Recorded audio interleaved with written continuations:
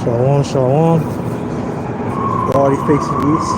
First and foremost, we say, Kalayim Blood, Yahweh, Hashem Yahushua, Hashem Halakat Kadash. And the honors of the elders and apostles, a great millstone, GMS, to do rule and teach well. One brother out here in the camp, there's no issues with weather, so make sure I get my behind out here. Good with his word, good with his truth. Right? Because that's what we've been commanded to do. Alright, so we got the sign out. We got just keep the 12 tribes in. Keep it. Just that one. It's not super windy, but it's windy enough.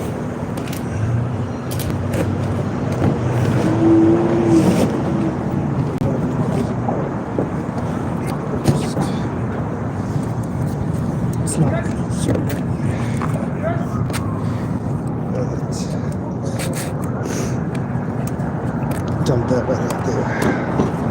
And put it towards like the edge.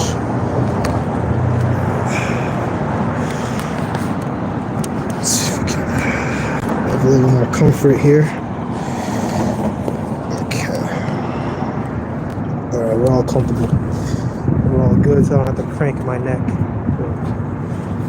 Look at this camera. I'm a pretty tall guy, so you know, it could be a little uncomfortable if the camera's too low. So,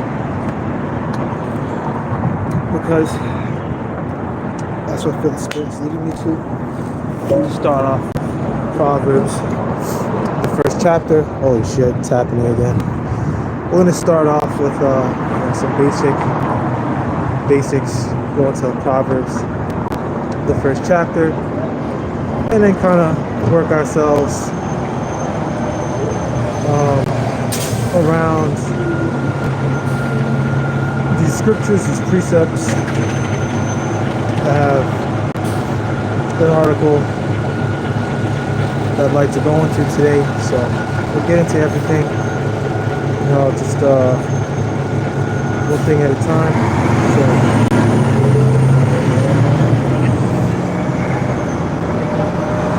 alright, so we're going to start off here with Proverbs 1 and 7, right?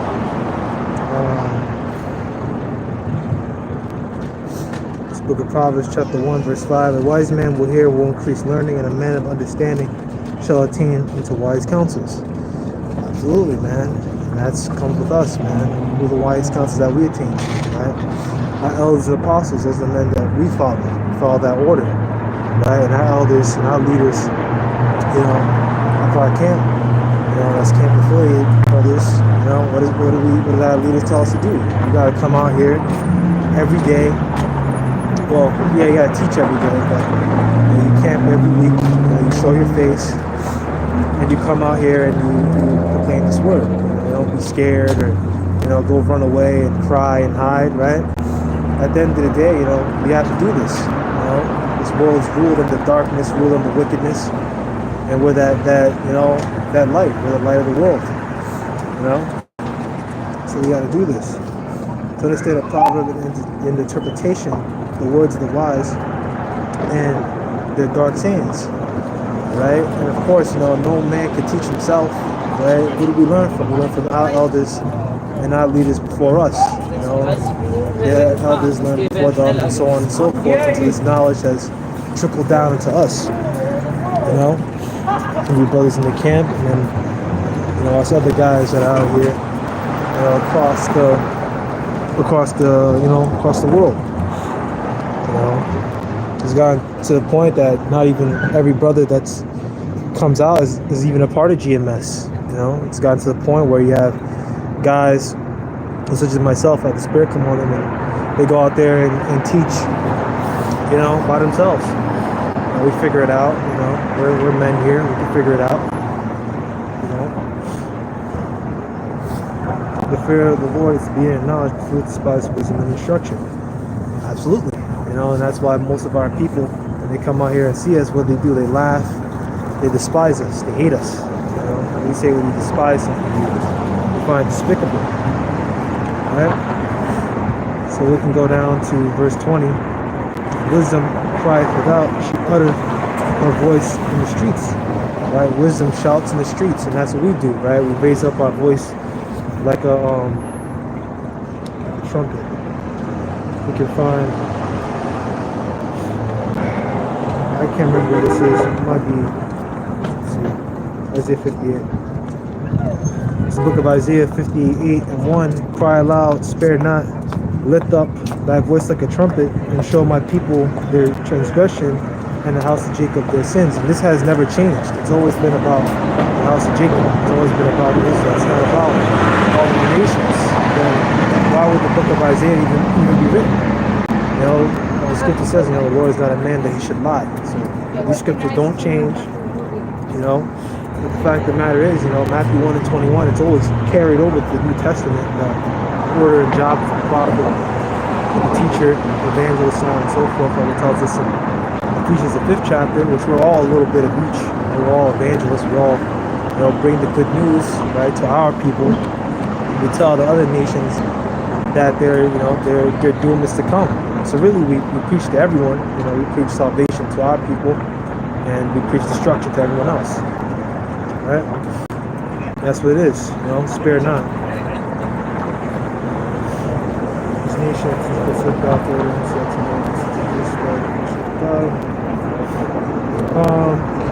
We don't really need to go into the rest. That was basically stuff that they did back then. How they have people, they you know, the house of Judah, they would basically act like they were righteous, but in reality they were wicked. They were still very wicked. And that's why we need to have reforms, time of King Josiah, and things like that. There's many reforms across our history, you know.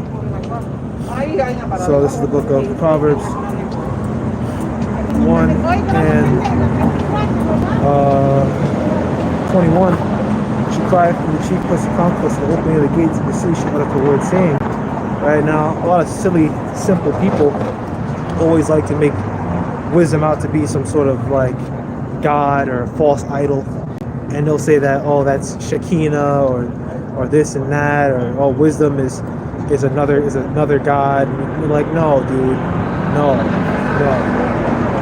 You know, wisdom is not another god. It's just a figure of speech. And really, when it talks about the wisdom that we carry, it's really talking about Yahweh Shai, right? Because, right, John 1 and 1 tells us that Yahweh Shai is the word. I don't know where I put my glasses by this, but I'm not going to look for it. And I just have dirty glasses. But, you know, that's what it tells us. We can actually,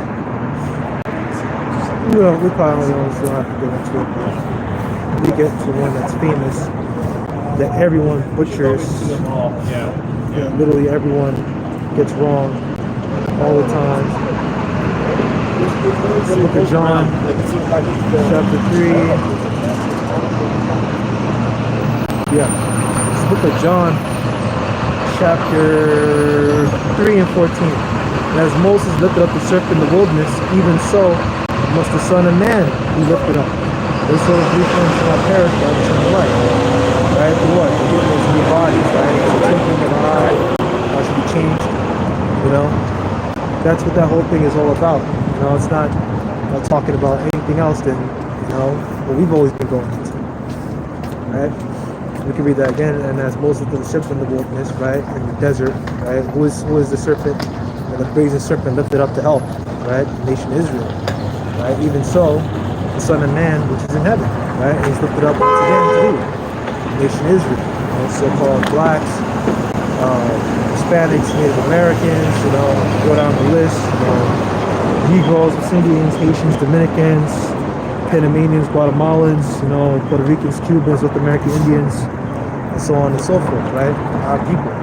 Of course, you know, our people are interspersed among all the nations, right? Because our people have been everywhere, you know, just because, you know, it may not look like a, you know, an average Jake, it may not look like a Pedro or, you know, whatever, or Juan, you know, as you think, you know, average Juan, you know, they're still our people.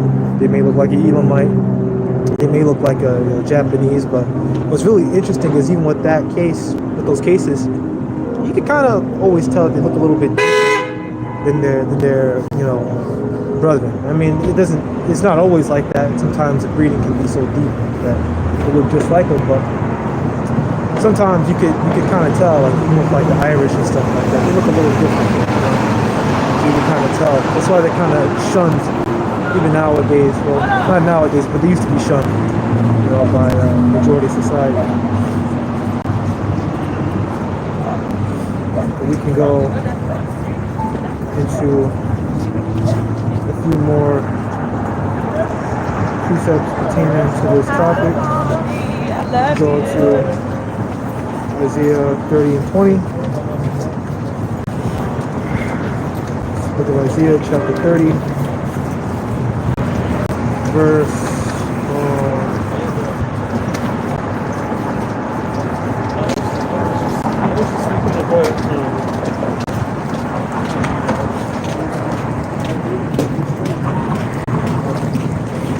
18. Isaiah 30 and 18. Therefore the Lord wait that he may be gracious unto you, right? Once again, the grace period, right?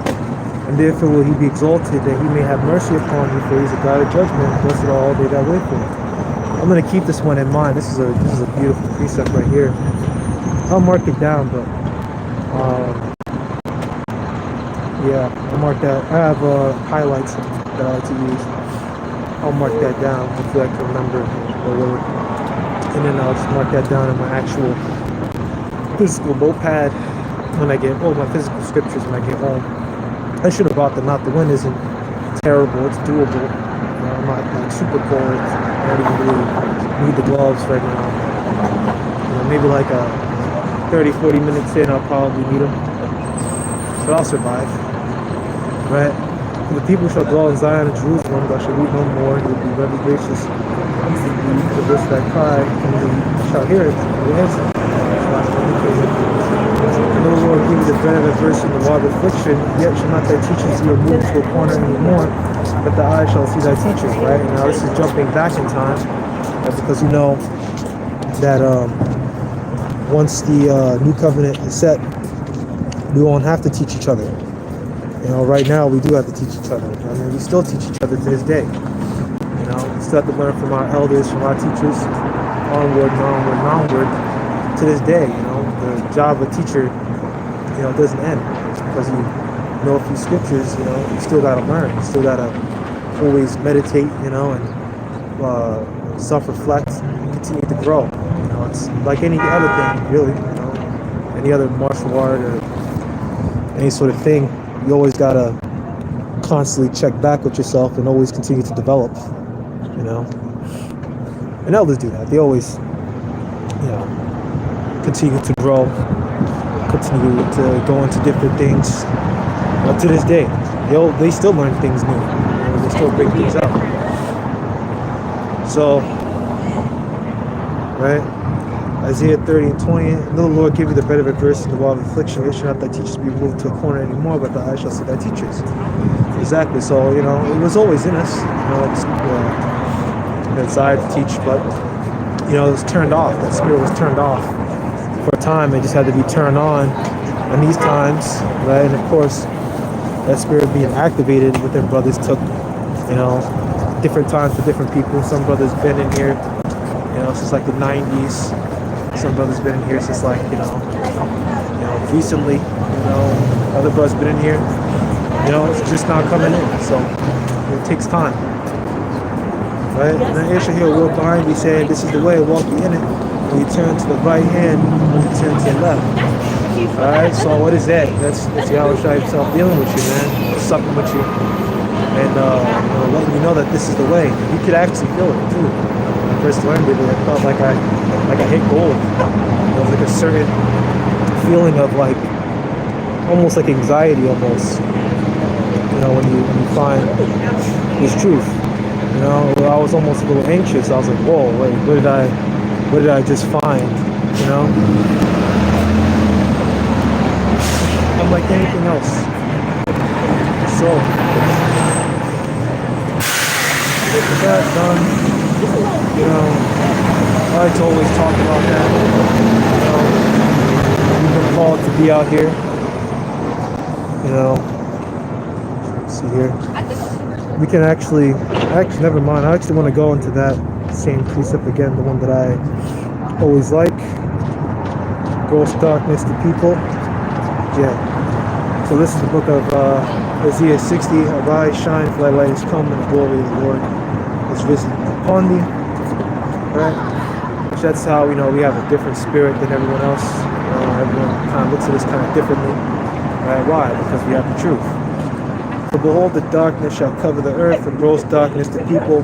But the Lord shall rise upon thee, and his glory shall be seen upon thee. Right? And what's the Lord's glory? How is it seen upon you? Right? By us coming out here week in and week out to preach these scriptures.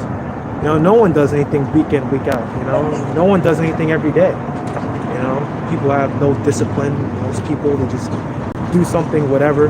You know, and I mean, I feel like with certain things, it's kind of with everyone. You know, I don't do anything else every single day. You know, not even things that I particularly like and enjoy. You know, like I don't like lift weights every day. It's ridiculous. You know, or I draw every day. Sometimes I take a break, but when it comes to this truth, all bets are off. I come out here every single. Well, I don't come out here every single day. I teach every week on the streets, and then I bring out the scriptures every single day on the you know, on YouTube.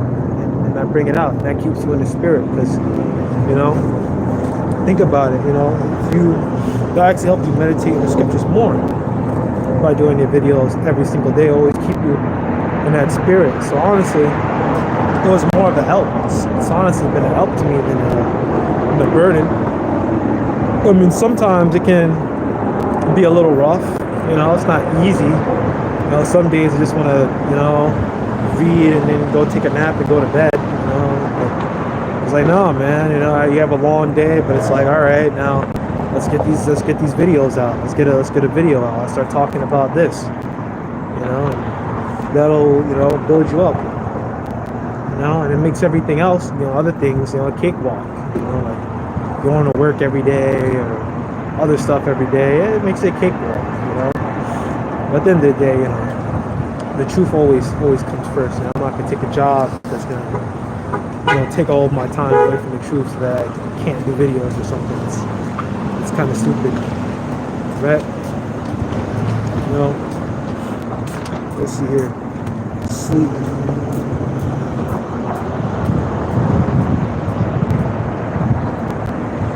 Now I don't know who brought this out or when.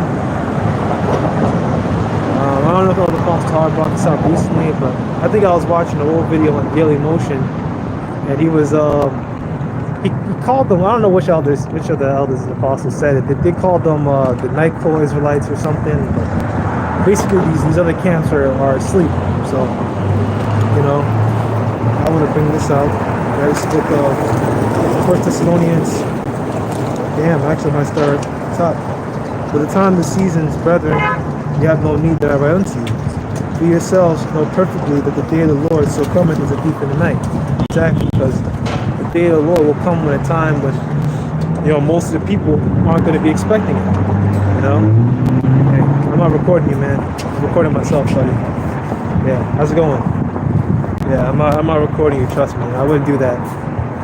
You know? Alright, that's numero uno. Alright, let's move the camera a little closer. Alright. I don't think he was meaning any harm, but, you know, I'm always on my guard, and I'm not too worried about the, you know, self-defense thing. You know, I'm not too worried about that. You know, but I do want to learn a little bit of kickboxing. That would be nice, because I know a little bit about wrestling. You know, I had to do it for rugby in high school, and I did a little bit in college. Let's look at 1 Thessalonians 5:2. For yourselves know perfectly that the day of the Lord so cometh as a thief in the night. Right? So, you know, it's a thief in the night to everyone else, but to us who are out here watching, we're always watching. We're always going into the scriptures. You know, we're always, you know, using the measuring stick, which is the Holy Bible, and always kind of, you know, seeing what's going on around us. You know, there's currently a military operation going on. The United States is, I believe they're only attacking targets across Iraq. The Iraqi government has, of course, you know, disapproves Syria obviously disapproves. The Al-Assad government, isn't too, keen on American interventionism and all that. The United States have been trying to overthrow the Assad regime for like decades. I mean, they've really been at it for decades. Of course, they have their hand in all kinds of, rebellions. Was the fall of the Shah in Iran. So they're all involved all up and down in it. But nowadays, these Arabic nations, these Middle Eastern nations, they aren't playing, ball with America no more. They're getting a little tired of the game. That's another topic for another time. When they shall say peace and safety, then sudden destruction cometh upon them, as travail upon a woman with child, and they shall not escape. All right. So when they say peace and safety, right? That's what most people say. Oh, the world is going to be all peace and sunshine and rainbows, and meanwhile, geopolitical relations worldwide are shifting. The economy is hot garbage. The housing market is hot garbage. No one wants to sell. The housing prices are like $1 million for like a shitty house. And it's ridiculous. If the economy was so good, then people would be happy to move. But nowadays, because the people know that not really gonna get that much for a house, they're not selling. No one wants to sell like that. Inflation is high. I mean, for a can of tuna, it's like that's like the cheapest thing you can get. It's like $3. Meat is through the roof. That beef is expensive. Meats are expensive. And it's only getting worse from here. The economy isn't going to get any better, and so on and so forth. We have, interstate strife going on with like Texas, Alabama, Virginia. We have a looming civil war. So like, we can read that again, and we can have a little laugh at the people. Right, 1 Thessalonians 5:3, for when they shall say peace and safety, then sudden destruction cometh upon them as travail upon a woman child, and they shall not escape. Right? Why are they not going to escape? Well, number one, the Lord isn't dealing with them. Number two, they're not even paying attention to the times. I mean, some of the people are. Some people have their minds open to, the corrupt government, and that America isn't doing so hot, and that, that it would be in your best interest not to listen to what the government tells you. They tell you, don't panic buy, don't stock up on food and water, don't buy extra rice, don't buy, an extra can of beans or something, So these people, when the famine comes, when the martial law comes, these people are going to bug out. They're not going to have no food. They're going to be hungry. They're going to be starving. And then when people are hungry and starving, they lose their mind. You look at any, Middle Eastern country, look at Palestine.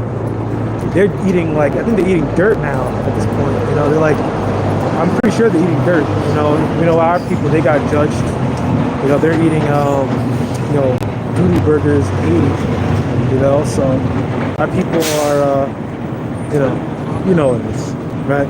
I'm just saying, like little things like that. That stuff is going to come to America. People are going to eat little dirt when the famines come in full swing. Right? And since we're talking about famines, I think there was a fire or some sort of explosion. I believe it was in Texas. There was a meat plant that something happened to. I think there was an explosion or a fire, and it killed some chickens. So, it's coming down. It's coming down. But ye, brethren, are not in darkness, that day shall overtake you as a thief. Right? So that's why I said, that day, the day of the Lord is a thief in the night to only those that aren't paying attention. To everyone, people such as ourselves, that day isn't going to catch us as a thief in the night. We're not going to be surprised.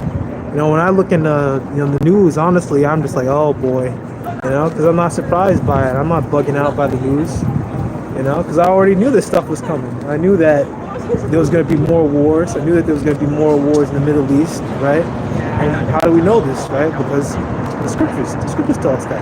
2nd Edis, the 15th chapter, Joel, the 3rd chapter.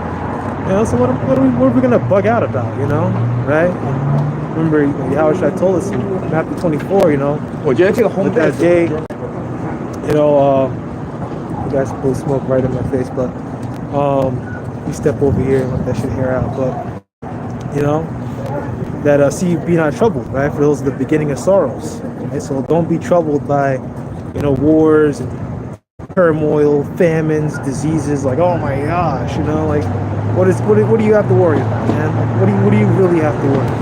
You're gonna be alright. We just read in what was it? I think it was Isaiah 59 or so. It tells us the Lord will have mercy on us. Right? We are the children of light, the children of day. We are not of the night nor in darkness, right? So how are we the children of the light? Right?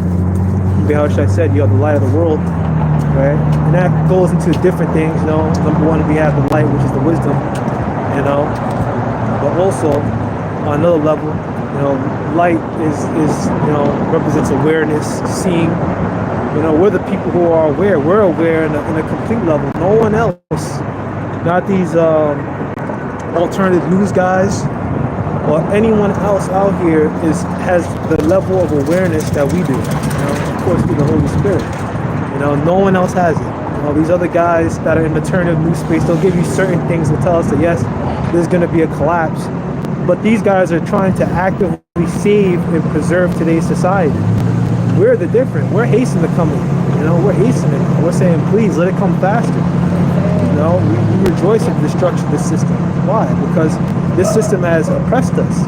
We're not going to forget about the convict leasing, the slavery, and all the things that our people had to suffer here. The hangings, the rapings, the gang rapings. We're not going to forget this.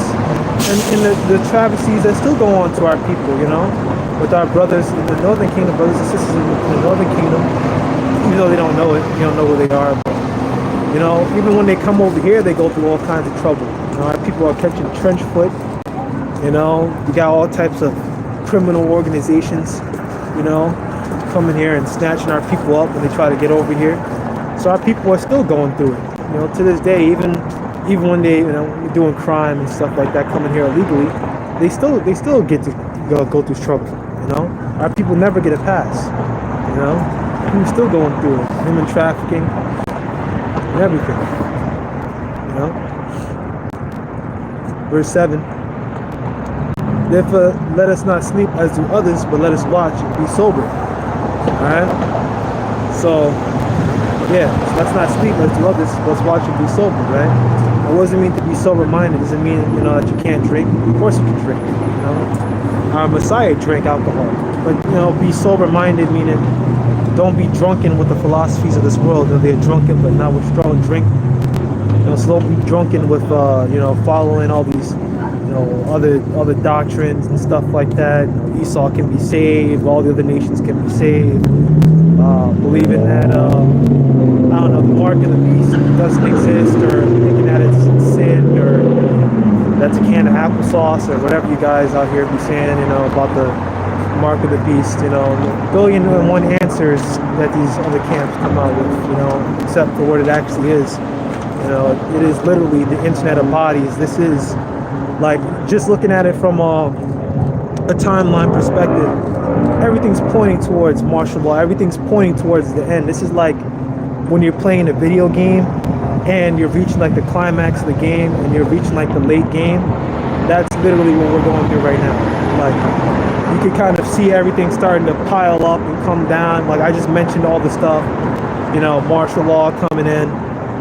I mentioned about these meat plants going down, the WF constantly talking about, this and that, and cyber attacks. Everything's pointing towards a complete societal collapse, the de-dollarization of the world, pretty much. These OPEC nations want to drop the dollar, which I believe they might have already done that, but I know the BRICS nations, they're moving towards it. You got nations like Saudi Arabia, was UAE and other nations like that officially joining in on the BRICS. So it's only going to get worse. You can see all these things, and then towards the end, when you see society about to collapse, what is the main thing that they're pushing out more and more, right? The internet of bodies, the microchip. And I mean, just using common sense, you would see that this has to be the mark of the beast. This is like the last big, like, scam that they want to pull on the people. The last big trick, you know? If that makes sense, right? This book of 1 Thessalonians 5 and 8. But let us who are the day be sober, put on the breastplate of faith, and love for helmet, and for helmet the hope of salvation, right? Calls yourself these things, you know? Keep these things close to you, you know? For God hath not appointed us to wrath, but to obtain salvation by our Lord, you know, Yahushua Mashiach, right? NLT version, for God chose to save us through our Lord, Yahushua, right? Mashiach, not to pour out his anger on us, right? So as I said before, what do you have to worry about, man? You know, Yahushua was given for us, man, for us, not for everyone else. So what do you gotta worry about? You know, don't be bugging out and shit, you know? Let everyone else bug out, you know, and everyone else spaz out and have seizures all day, you know? I mean, they suck at everything they do anyway. Even the stuff that they do literally all day. They're terrible at it, you know? You know? But, you know, people will skip, you know, Sabbaths, put their whole mind to something, and still suck at it. So even people in the world, you know, it's really nothing. It's a waste of time.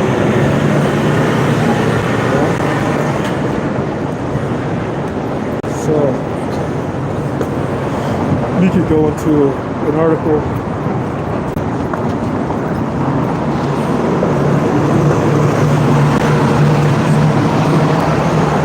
There we go.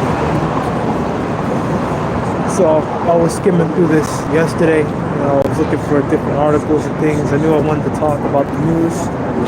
So CNN.com, World, Middle East, right? Everything goes to the Middle East, right? Everything is pointing to the Middle East, and it has been for, I'm going to say the last 30 years, but honestly, you can make an argument that the Middle East has been poised to be, you know, the place where the final, you know, battle, if you want to say, you know, Valley of Joshaphat, you know, World War III was going to kick off since like a century ago. You can really debate ever since 1948 that was always going to be the case, always going to be the case. But you can even make a case all the way going back to 1918, you know, that the Middle East was always poised to be a place where, you know, all the nations of the world were going to gather together to, you know, do battle. You know, you can make a good case for that. You know, really, you can say 1918. And honestly, if you want to go further than that, you can, going all the way to when the British started to take over different parts of the Middle East. I believe France held, was it Jordan or Syria for some years, but the European nations, they've always been, you know, squabbling over the Middle East, going back to really the 1800s. It's really nothing new. You know, we know about the Albert Pike letters, which, you know, everything points to the Middle East. So without getting too deep into it and explaining, you know, for a billion years, you know, which honestly I can say that the Middle East has been poised to be, you know, the final battle place for two centuries. I'll say it like that, you know, 2 centuries the Middle East has been poised to be the place where the Valley of Joshaphat was going to take place, right? So the United States on Friday conducted major airstrikes on dozens of targets across Iraq and Syria, in retaliation for a drone strike in Jordan last month that killed 3 U.S. troops.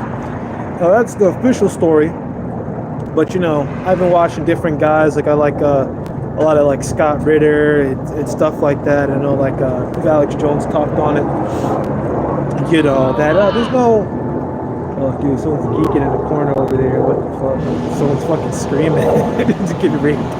What is he doing? He's doing fucking pull-ups or something. Nigga's fucking screaming. Dude's fucking geeking over there, bro. I don't know. I don't see anyone, but I just hear it. It's like, what is bro doing over there? Right. So that's the official story that, you know, 3 U.S. troops.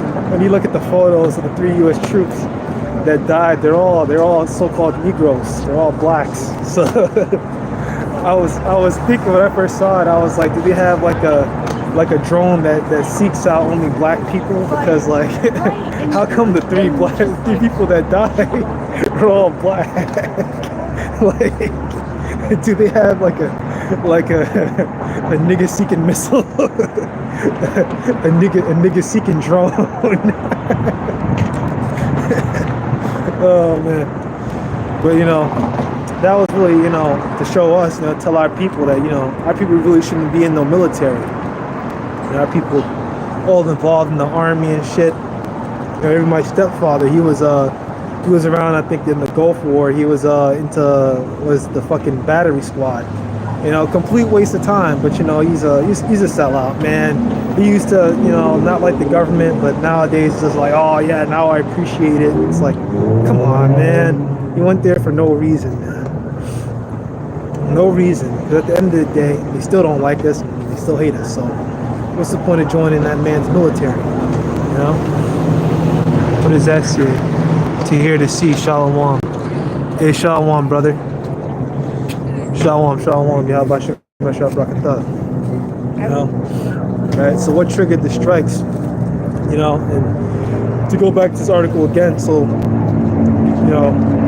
I'm not sure if you were here the entire time, but CNN.com, right? World News. What we know about the U.S. strikes in Iraq and Syria, as I said, the official stories that happened in Jordan. But it's very likely that it probably happened somewhere in Iraq or Syria, because why the hell would they do something like that in Jordan? Jordan is, they don't really they get a lot of American aid. I think they kind of straddle the fence. But Israel, they've always had, for a hot minute. They used to be pretty big with like the Arab Union, going back to like the 70s, 80s, Gamal, Nasser, those days.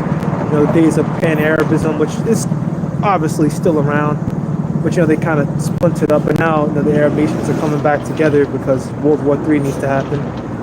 But it's just stuff that goes on in the underground news space. What triggered the strikes? The U.S. strikes were in response to a drone attack by Iran-backed militants in the U.S. military outpost in Jordan on January 28th, which killed 3 U.S. service members and wounded more than 40 others. So very big attack. It's not a little baby attack that went on. Wounded 40, killed 3.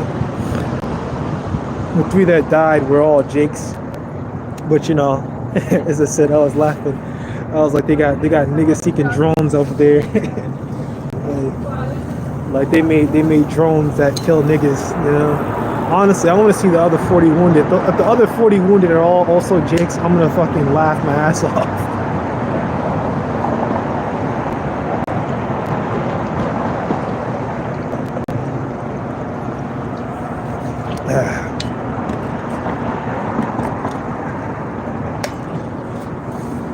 If all the other drone attacks and they kill all niggas, I'm gonna laugh my ass off. The attack in Jordan marked a significant escalation in tensions between the U.S. and Iran-backed groups attacking American bases across the region in protest of Israel's war in Gaza, right? And then our pea-brain politicians instantly come out and say, "Oh, attack Tehran, attack Tehran." Like, do you know what is gonna happen if you go out here and attack Tehran? You're just asking for, a butt whooping. These Middle Eastern nations are all prepared to fight. These Middle Eastern nations have studied America. They studied America very well, and they're ready to fight, And plus, if you bomb a city, you just make it easier for the defending side. If America was to bomb Tehran and say to run a ground invasion, which is not going to happen, until maybe during World War III stuff is going to happen like that, but Jacob Trouble, other things need to come down first. But let's say America did bomb Tehran and then lead a ground invasion. Number one, they're waiting for you. You have a bunch of allies. Number two, when you bomb a city, you just create rubble, and then now the defending side could just snipe you from the buildings and the rubble. That's what Israel is going through right now fighting the Palestinians. And the Palestinians have tunnels, and they just hide in the tunnel. They come out under your bases, and then they bomb you, and that'll be the end of that. As I said, these nations, they're ready. They know how to be a standing military. They've practiced. They have research. They have examples from Vietnam. They know exactly how to run all over America, man. They know exactly what to do. But at the end of the day, it's just gonna be nuclear war anyway, right? immediately believed to be funded and trained by around these groups for the U.S. responsible for Israel's action by supplying weapons to the Jewish state and failing to force a ceasefire, right? Which, remember what Biden said? He holds Iran responsible for the attacks, right? Because Iran funded them and gave them the weapons, right? Well, if you take it the other way around, then America is responsible for what goes on in Gaza, right? Because America funded them, trained them. The British funded them and trained them. That's why they attacked the British oil rigs and things like that. And that's why, it's always war and strife. It's always going to continue to go down like that, right? Your guys is like the same thing. Immediately after this officials of Washington seaboard, the Tower 22 on Jordan was struck. Biden was presented with an approval that Ranger option on Sunday for retaliation. Multiple sources told CNN, right? Which they're, what they're going to decide to do is just bomb the whole area, which is a great idea. You're just going to make it so that the terrorists grow more and more, right? Because you bomb Iraq and Syria, what are you going to do? More people are just going to want to join these militant groups. They're just going to hate America more and more, and then you're just going to continue to create your own enemy, which is, what happens. It's just going to be an endless warfare, right? Wasn't that same meeting that the president was informed with the assessment of the Islamic Revolutionary Guard Corps backed militant groups with the blame for the Sunday joint attack, according to the sources? Since October, when the Israel-Hamas war began, the United States military has carried out several strikes targeting Iran proxies, weapons depots in Iraq and Syria, but none of those strikes deterred the militants, whose 165 attacks injured more than 120 U.S. service members across the region. None of the proxy groups' other attacks since October, none of the proxy groups' other attacks since October, however, have resulted in the deaths of U.S. service members, compelling Biden and his national security team to respond forcefully. Right, so number one, the continued persistence of United States military bases within Iraq is number one, illegal, illegal on the perspective of these other nations, of Iraq. And obviously they're speaking about it. The really obvious thing that would completely end all war in the Middle East would be to, number one, pull out the military bases, pull out the troops. They're not going to do that, but if they wanted to end the war, which they're not going to do, they would pull out the military bases. They would give out a formal word of apology. Number two, they would pull out all support to Israel, and then that would be the end of it. But they're not going to do that, right? Now, why are they not going to do that? Right? Well, because of the scriptures. Right? And we know that the angels all around, they work in the hearts of these global leaders. Daniel will tell us all about that. And towards the end, it goes into that. So we'll just go into it piece by piece. A lot of different, places I want to go is, kind of rooting around in my head and getting a little overwhelmed. So we're just gonna take it piece by piece, and and hopefully, Lord willing, I could keep all these in my mind. I didn't write down my scriptures today, so we're going, off the cuff in the spirit, So this is the book of Habakkuk 2, and man, I could just go into 2 and 2. And the Lord answered me and said, write the vision and make it plain upon tables, that he may run that readeth it, right? So plain upon tables, right? We break down the scriptures, right? And that word for post, rawatazah, which pretty much means to be like a postman, to make a post and put it out there, And that's what we do. We teach so that others can go out and teach as well. We don't just teach, to teach. We teach to gather the elect, awful elect, but we're not like these other Israelite camps. So these guys literally go out there just because it's something to do on the weekend. Like, niggas are so bored. They don't know why they're teaching. they don't know what they're teaching. They're just teaching just to teach. And you can see that with just the goofy stuff that some of these guys get up to, like that one guy, what was he doing? Eating like a pork sandwich and then saying, oh, GMS is gonna get mad, you know, and the dude had to be around like 290 pounds of like dude, you know, like that shit was funny. I can't remember that guy's name, but I'm thinking about him now. Oh, man. Let's focus up. For the vision is yet for an appointed time, but at the end it shall speak and not lie. Though it tarry, wait for it, because it will surely come and will not tarry. Right now, you can go into Second Esdras and they'll tell you all about that. You know, that the Archangel Uriel breaking it down to the prophet Ezra. He's basically breaking the whole thing down to him.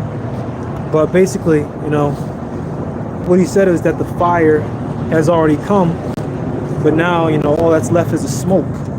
So right now we're dealing with the after effects, right? The big events already came, but right now we're dealing with the after effects, which we've been dealing with the after effects for the last 2,500 years. If you're going from when Ezra, around about the time when Ezra got that breakdown, right? For a good, 2,500 years. So 2.5 millennia, we've been dealing with the after effects. And now, only now, things are kind of, trickling down towards the end. I always, like I said, the whole thing, like when you play a video game or something, you get to like the end of the game and things just start to go down, kind of reach the climax of the story and things like that, and the big events start to come down, right? So watching the end of the movie, essentially, the end of this movie, right? So the vision for yet for a point in time, right? What does that mean? Pretty much, all these prophecies are going to come at a certain time, and they're happening. They're coming right now, And Second Esdras will tell you that these things come one after the other, essentially. That the prophecies, that one prophecy cannot jump past another one. So we're not going to have World War III, which you want to say World War III unofficially already started, but we're not going to have nuclear war tomorrow and then Jacob's trouble. That's absolutely ridiculous. Right? Verse 4, all the soul which is lifted up is not upright in him, for the just shall live by his faith. Right? So, by his soul lifted up is not upright in him, right? He's not right. This man, he's wicked. With all the stuff, the islands and the human trafficking, look at all the stuff that goes on in this, so-called, quote-unquote, perfect society, perfect country, rampant crime, it's always been like this. Like, don't say, oh, it's because migrants. America's always had rampant crime, and part of it's our people's fault, of course, Jake. But, let's look at what Esau's always been doing. Let's look at the Italian mafia, right?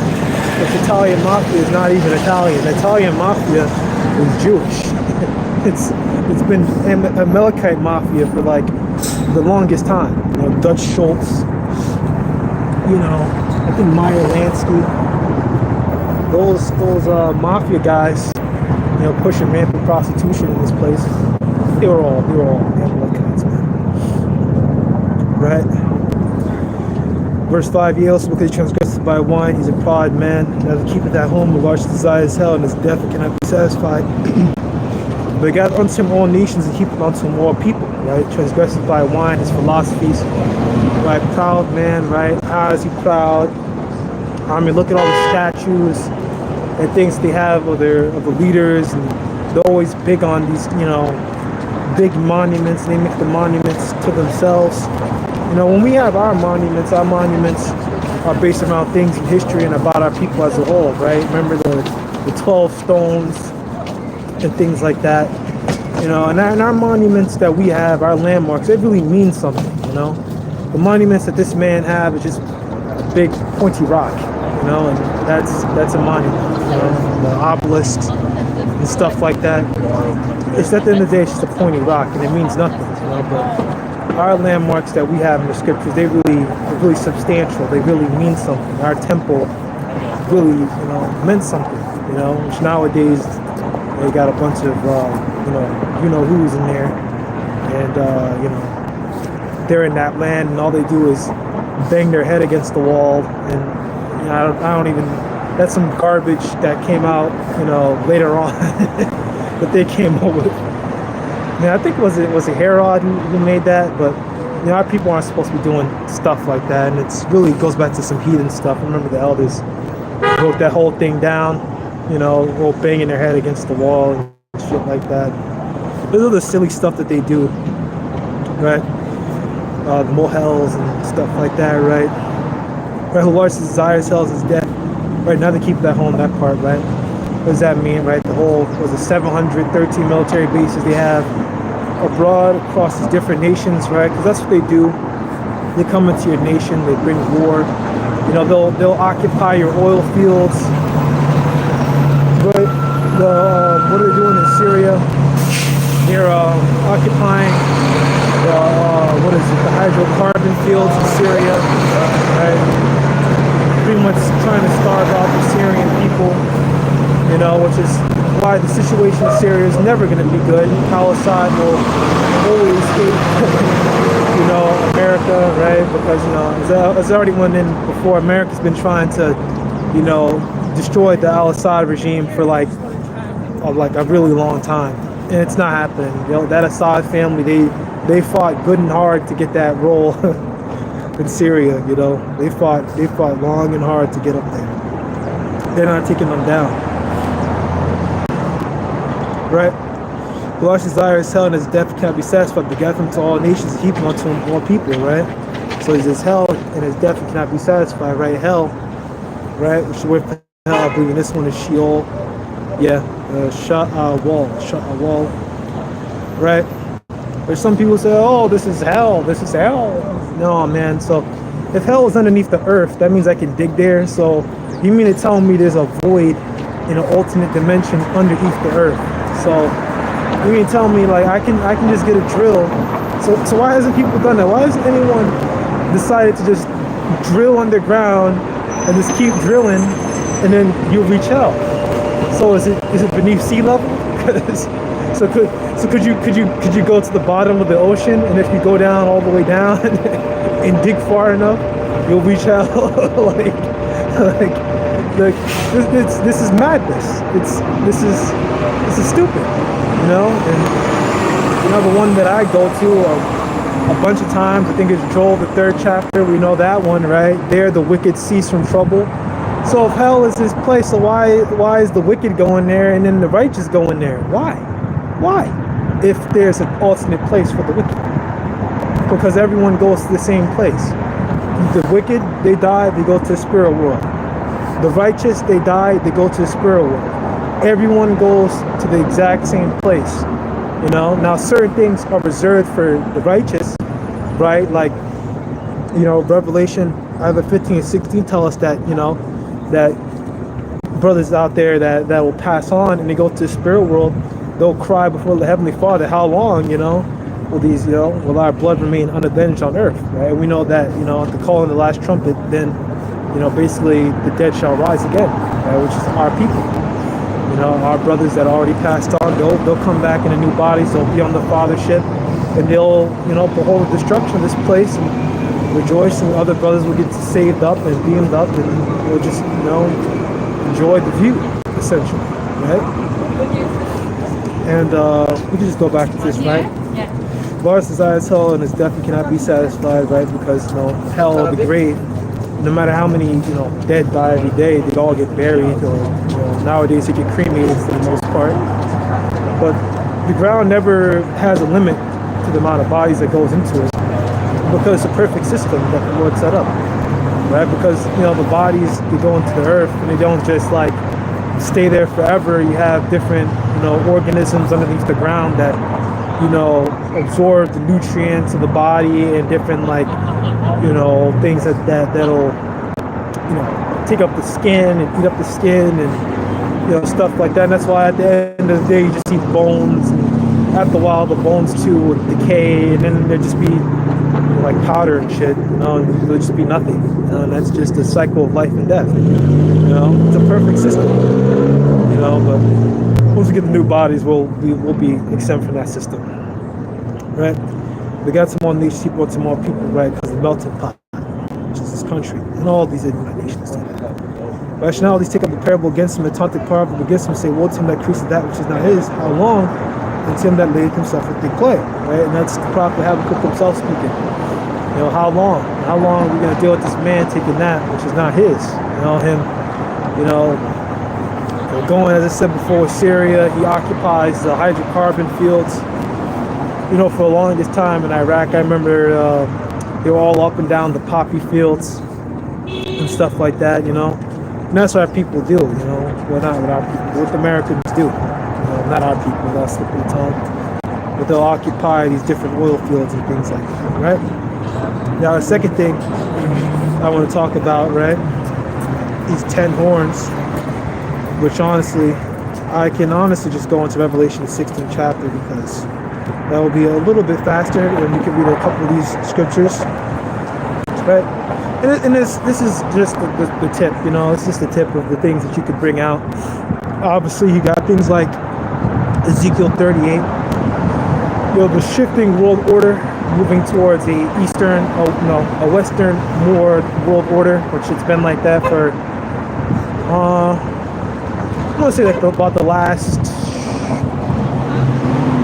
it's about 5 centuries. We can honestly say like the Western world has kind of ruled everything for the last 3 to 4 centuries.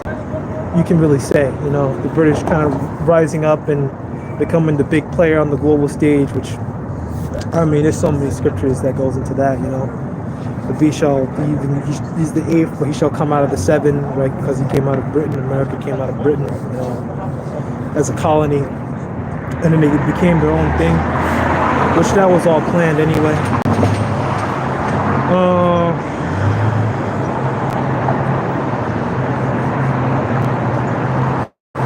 But we can go into this. This is the book of Revelation 16 and 13. I saw 3 unclean spirits come out, like frogs come out of the mouth of the dragon, and out of the mouth of the beast, and out of the mouth of the false prophet, right? So these are pretty much the 3 city-states of the world, right? You got the Vatican, which is a religious center, right?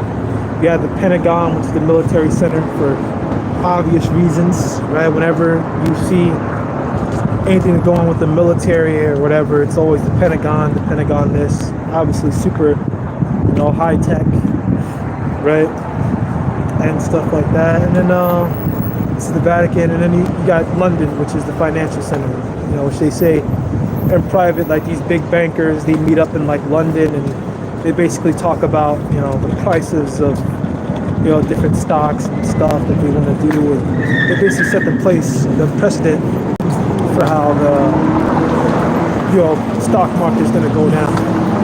And of course, London, England, you got the Rothschilds, the big banking families are all around there too, which they're all over the place, I actually don't even know where the other ones are. I know the Warburgs were in Germany. I know the Hohenzollerns, those ones are German.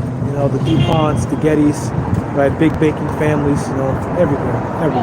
But the biggest one is going to be the Rothschilds, right? Which that one's Numbers 28 or 26, if I'm correct, right? Verse 14, right? Revelation 16 and 14. For they, the spirits of devils, working miracles, to go forth unto the kings of the earth and the whole world to gather them to the battle of that great day of God Almighty, right? And where's the battle of that great day going to take place? The Middle East, right? This is Armageddon. This is where Armageddon, or Mountain of Troops, is going to take place. This is the Valley of Jehoshaphat. This is where all this is going to take place. It's going to be in the Middle East. Albert Pike letters, I already mentioned. And then just look at the news. Everything is pointing to the Middle East. It's not pointing to, America. America is not going to be where, World War, of course, America's going to get hit, but that's not going to be the main place where World War III is going to take place. It's going to take place in the Middle East, around Arabia, Iraq, Iran, Syria, that whole kind of strip of land, that whole area, that whole landmass, Israel, obviously, that's where it's going to take place. This is where everything in the world, as of late, is pointing to, right? These nations fighting over the oil, you know, and all the resources. It can't be any other place. It's not going to be Japan. It's not going to be China. It's not going to be in the Far East, Russia. You know, there will be fighting over there. There will be missiles that will hit over there, but that's not going to be the place of the great day and that great battle. The main fighting is going to take place. What's over there in the Far East? Actually, in terms of resources, the Far East is, the more east you go, the kind of like less and less stuff that you have. You know that Europe, you know, has its own natural resources, but it doesn't have that much. You know, it has a little bit. It's the bottomless pit. You know, the place where all the resources really are is the Middle East. It's the Fertile Crescent. You know, so it's always been that place. It's always been that. It's always been postured to be that place. You know, I talked about the European nations. They've been squabbling over those areas for the longest time. You know, the Turks. You know, because remember, the world power structure changed. You know, from our rulership to their rulership, and then, you know, they started to squabble over, you know, different territories and things like that. You know, different things that used to belong to us. And once they finished, you know, with that, then they went out and expanded themselves. I was talking about in Western Europe, the Renaissance. Right. Verse 15. Behold, that come as a thief, blessed is he that washeth and keepeth his garment, lest he walk naked and may see his shame. Right? So yeah, it's just coming. Yahweh is going to come as a thief. Right? And we went to that in 1 Thessalonians, the 5th chapter. It's a thief only to those who aren't paying attention. You know, us who are paying attention, or looking at the news, it's not going to catch us by surprise because we're concentrating. You know, we're not focusing on the world. We're not focusing on, you know, oh, I'm going to, you know, try to become a world champion this, or I'm going to be an athlete, or oh, I'm going to play football, or oh, I'm going to do this and do that. It's ridiculous. It's an absolute waste of your time, you know. Focus on the truth first, make some money, support yourself, and then that's it. You know, do everything into the evil thereof, and at the end of the day is the evil thereof. Live life day by day. Don't focus on a billion years from now, or, you know, you're focusing on, you know, other stuff like, I don't know, like a retirement account, like you're really gonna become 50 in this society or something, like this society is really gonna last another 20 years. You know, don't worry about that. Live day by day, make your money, you know, do the truth, which comes first, right? Preach the word, and then let that be that, you know. Keep a simple life. Don't have a, you know, a whole bunch of women in your life, you know, distract you, and, you know, live basic, live simple, and let that be that, you know. Verse 16, when you gather them together to a place called in the Hebrew tongue Armageddon, right? Which Armageddon, which I think it's a Hamagadwan, which pretty much means mountain of troops. You know, when you go into it in the Hebrew, you know. Why is the mountain of troops? Because that's just going to be the place where all the troops and all these different, you know, forces, you know, IDF. I think it's the JAF. I know it used to have another name, the Jordanian military. It used to have another name, but I think they changed it to the JAF, Jordanian Armed Forces. You know, Iraqis, their armed forces, their groups. Obviously, all the different private military corporations are going to be there. The militant groups, extremist cults, you know, extremist Islamic cults are going to be in there, and all of it. You know, that's what it's going to be, right? You know, guys that follow these extreme, you know, Salafism and Wahhabism and so on and so forth, right? Which honestly, we're just going to go into Ezekiel 38, and then I think that's going to be that, because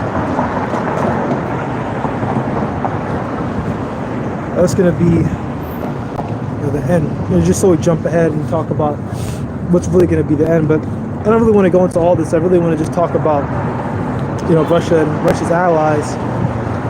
We'll go into like a little bit about the militant groups. So this is the book of Ezekiel 38:1. The word of the Lord came unto me, saying, Son of man, set thy face against Gog, land of Magog, chief prince of Meshech and Tubal, and prophesy against them. Right now, Gog and Magog is Russia, Tubal is Tobolsk in Russia, and Meshech is Moscow. Right, that's obviously in Russia. Right, Russia used to be Japhetic.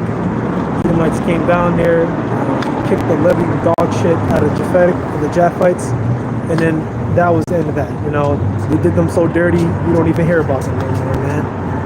They're gone. You know, it's like the same thing happened to the Etruscans. You know, no one talks about the Etruscans anymore. You know what I mean? They violated the Etruscans. They violated the Horites to the point. Where did the Horites even go? Did they like? You know, like where did they even go to? They're all gone. They probably just, you know, scattered across the Middle East. You know, who knows where they are now. Right, and I'll turn thee back, close into thy jaws, and bring thee forth another army, horses and horsemen, all cause all sorts of armor, even a great company with bucklers and shields, all of them handling swords. Right, and that's talking about Russia now. We go into you know, it's a little light Russian history, right? Now Russia has really never been peaceful at all. You know, Amalek hates Russia, going back to, you know, the Romanov family, and they say that with the whole Illuminati, that the Romanov family shot up the, you know, that whole meeting place or whatever, going back to Bavaria, and they pretty much hated them ever since. You know, that's why the whole thing with you know, Russia, they tried to have like a coup against them, and that failed. And then they did eventually succeed. You know, like Leon Trotsky, which those guys are all Amalekites. And then, you know, after a while, you know, they changed, and, you know, you had just kind of skipping around in history and whatever, but in time, you had the oligarchs still kind of be around, and you kind of had a time where you had Russian sellouts kind of run Russia, and they've always had corruption with that, like their oligarchs and different rich families in Russia taking all the resources, leaving nothing for anyone else, you know, which, you know, it's just the good old joys of socialism, you know, still corrupt, you know. And you know, in time when Putin came into office, he didn't exactly kick out the oligarchs, but when you had the different sanctions come on Russia, apparently, you know, you watch different, you know, like things like Scott Britter, he goes to this a lot, but when America started to sanction Russia, that actually helped them, because it pretty much bankrupted a lot of the oligarchs, so they lost a lot of their power. And then Putin basically gave them an ultimatum, said, you guys gotta either you stop being corrupt or you gotta go. And then he pretty much diminished their power, saved the economy, and then here you go. You know, Russia's, you know, in a pretty good spot. You know, you see guys go to Russia, these different alternative news guys, they'll tell you that Russia's actually doing quite well. Inflation isn't through the roof. You know, it's, you know, relatively safe according to them. You have, you know, mafias and stuff like that, but everywhere has their mafias. And you know, they make their money, and you know, and the ruble is, I think it is what the currency from the ruble is doing pretty good. Apparently, you know. But that's what that happened, you know. Now Putin's name, going to Vladimir Putin, roughly translates to he who walks on the path to power. You know, so that's what Putin did. You know, he came up into power, and he's, hold on, let this pass. I believe Vladimir Putin is on his third term. I think in Russia you can have like 3 terms, but their terms are, I think, like 5 years or something. So it's a little bit longer than us. You know, and he's been ruling Russia ever since. You know, and he's been doing pretty good for his people. You know, Putin only cares about Russia's top priority is helping Russia. You know, unlike America, which America's top priority is everything but America, Israel, and you know, Ukraine, pretty much, and they leave Americans to blow. You know, leave Americans out to dry. You know, right? Which is why you're gonna have the Civil War, because they leave the average American out to dry. Right? Persia, Ethiopia, Libya with them, all of them handling shield and helmet, right? Persia is Iran, right? So Iran backed militants, and that's your answer. This is where you get it. And as I said, all these different Islamic extremist militant cults, they go back to Salafism, some are Wahhabism, and they got different sects, and it depends. It's not all the same one. And they all believe, kind of different stuff. Some believe in, Ismailism, the Druze are another one. Some believe that, this son of Muhammad is the true leader of Islam. Some believe that Muhammad's grandfather is the true leader of Islam. This one believes that, this one believes that. They don't really like each other that much. They've kind of started to bound together over this whole Gaza thing because, this thing is very serious. They have like families and like an uncle that's down there. They have, people down there and they die. And they make it a big deal about it, right? Obviously. And now you're seeing Pan-Arabism start to rise back up again. Which for a period of time that was kind of out the window because you got Arab sellouts. Like Arabia, Jordan still kind of is, but they're changing and stuff like that. And, that's been their whole issue is the Arab sellouts. Homie on the desert, selling out for some of that good American money. Gomer and all his bands in the House of Torgama, all his bands and many people with him, right? And this is all, Turkey. You have to prepare for yourself. Down in that company, that assembled onto be thou guard insulam, right? Now, what guard pretty much means to be a leader. So that's what's happening. Russia is posturing itself by having good relations with these different Middle Eastern, Pan-Arab nations. They're taking over the role that America had in the Middle East.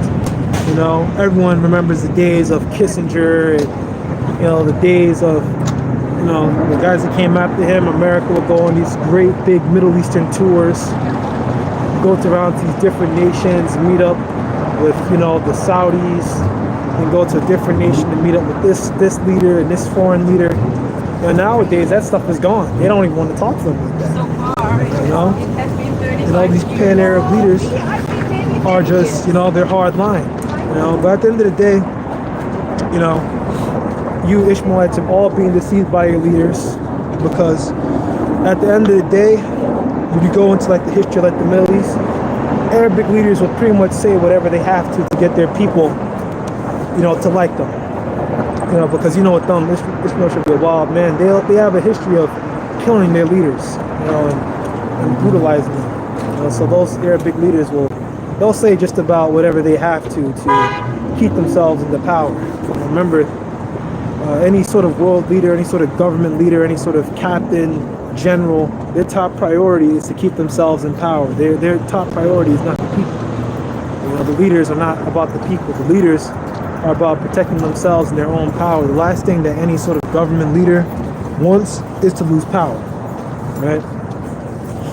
So keep that in the correct context, and that's pretty much, that all I want to go into. So we're gonna close out here. All right, we're gonna say Kalam Lo Yehovah Bashim Yahushua Bashim Havakakadash. And as always, we're gonna say again, God bless the elders and the apostles, the great most on GMS, who do rule and teach well those who are men and learn this truth from. Honest to you brothers out there in GMS camps, you different leaders on down to various brothers. Honest to you brothers out there in different camps, and these GMS affiliated camps that are following the order, you sincere brothers, not to the goofy affiliate camps that are wearing baby garments and I don't even know what some of you guys do. I mean, some of you dudes out here wearing a see-through garment, like a plastic bag. There's one guy that was standing on top of a tank and teaching. So I want to you, brothers, and as always, abad babal and shalom. You can land that plane. Shalom. No one edified.